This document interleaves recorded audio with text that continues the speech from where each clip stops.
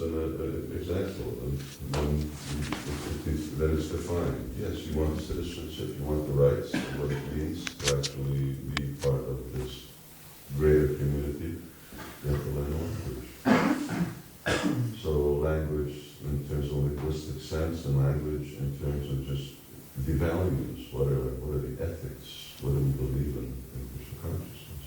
So, no mentally disturbed person is one, but you may have someone who's not mentally disturbed, but in another way can be put others just as much as risk by the other problems that they cause.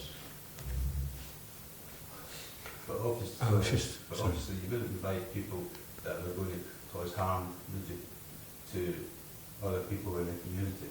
I think that's understandable. Okay, that's clear enough. Harm or disturbance? Harm. No, I'm saying both. Harm or disturbance. In other words, that's a right. If we talk about ashram, the Grihastha ashram, the brahmachari ashram, the brahmachari ashram, the sannyas ashram. So, for instance, you wouldn't invite a woman into a community whose business is hunting down sannyasis. I'm just saying hypothetically, because it doesn't give protection to that particular ashram, or you don't bring in a man somewhere whose business is stealing other people's wives, because we're trying to offer a certain sense of protection, and we know that if actually that's what the nature of an individual is, then they don't make it.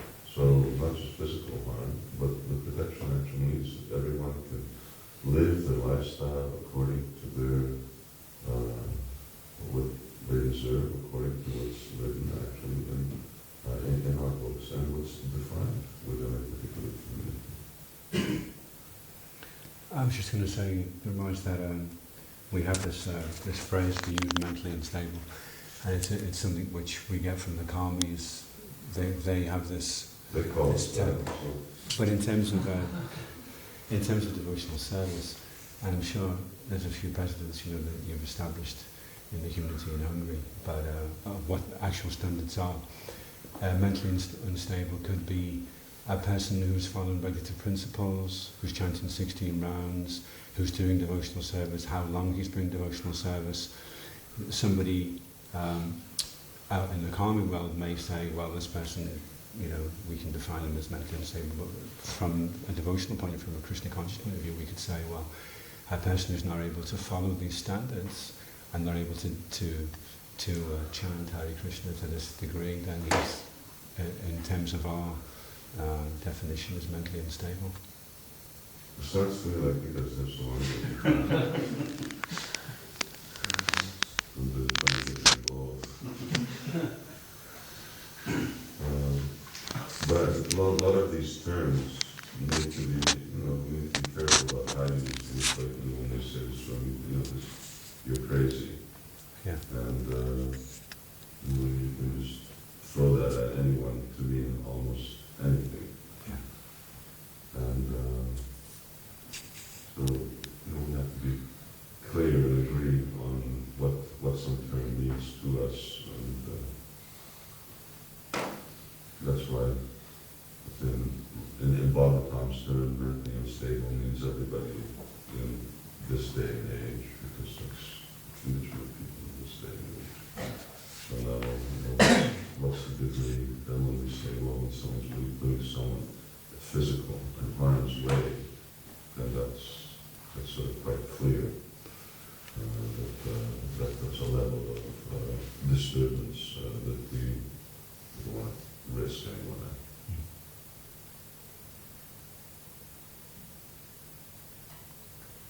Are we getting somewhere? That's another question.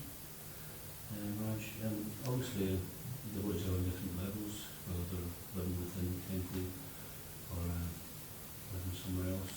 And sometimes those who are on a lower level, they think that the devotees who are living in the temple or who are on a higher level, they think that they can't achieve that themselves, that they have somewhere that they can't come to. So how can those who are on the beginning level see that those higher levels are available to them also, that they can take steps to come to that, and they can also be on whatever abilities that they look up to? Often we see that it's not so much how advanced the devotees are, but often sort of the lifestyle that they're leading present. For instance, we see that brahmacharis who live a really dedicated lifestyle later on become the grihastas who are looking back at the brahmacharis leading a dedicated lifestyle.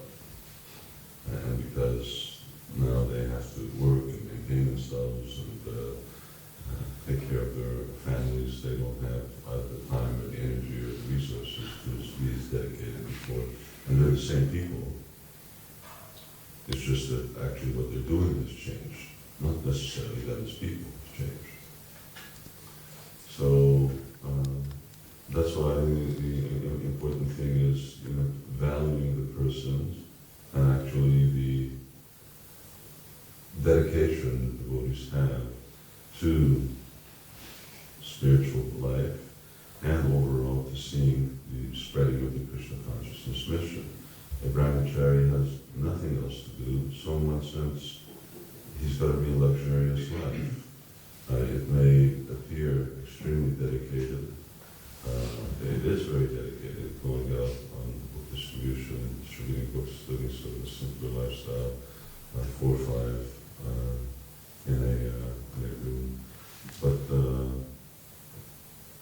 when you ask the grihastas who are brahmacharis later, which of the two is easier, trying to maintain a family and live with kids at home and living in brahmachari, would tell you that brahmachari life is a dream by comparison.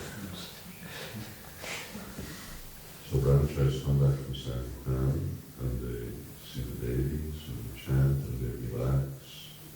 Grihastas, there's no such thing as relaxing when you come back at night. It starts when you come back at night. There's nothing you can do about it. It's just the children demand attention, the time, and keep you up to all hours of the night. And if you know they're unregulated, and as a result you can't make it to normal life, then you're in money. I'm saying that's how people look at you. What do you do?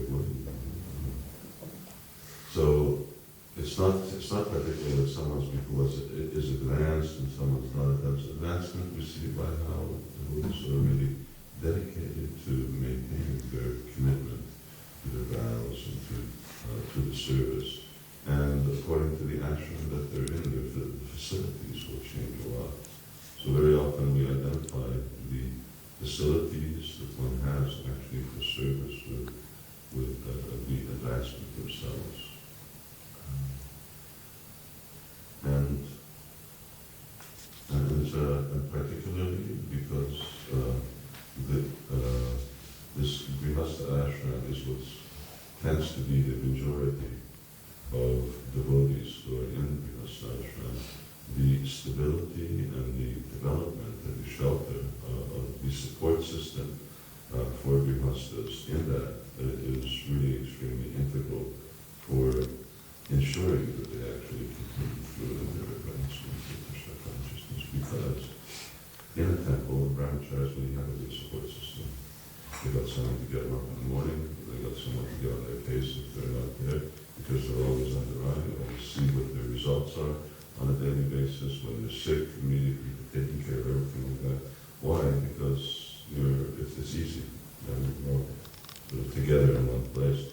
As soon as you moved out and you're 3 miles down the road, it's like a whole different world. Or even if you're a couple 100 yards down the road, then there's no one picking you up anymore. And you know what it's like. It's different. So the whole context of really service or advancement and going forward in Krishna consciousness is really something that's